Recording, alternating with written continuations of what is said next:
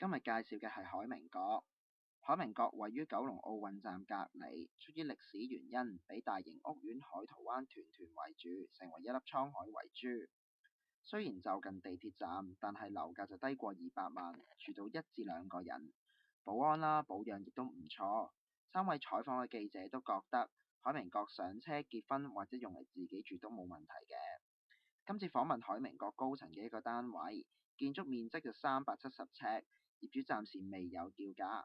成交記錄就顯示上次嘅成交係2010年5月20號，成交價格係142萬，係全棟最高。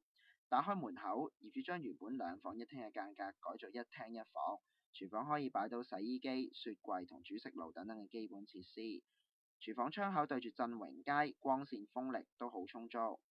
去返廳嘅窗戶面向西方，不過有海濤灣幫手擋住，就冇西斜嘅問題，唔會曬親嘅。但係擋咗景觀，介意嘅上車人士就要留意啦。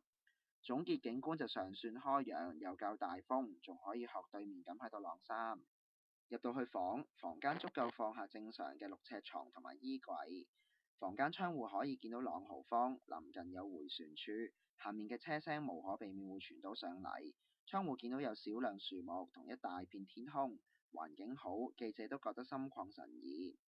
因為網上流傳海明閣唔通風，叫做閉翳大廈，所以我哋做咗一個風力測試，用20秒睇下張100蚊紙嘅動向。影片見到，因為同客廳有對流窗，所以連記者嘅頭髮都吹到不停喐，攝影師亦都高呼吹到好凍。最後係洗手間，四正正常洗手間一個。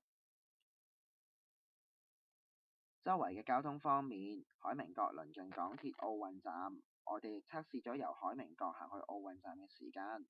基本上，記者由海明閣起步，2分鐘已經到咗巴士站。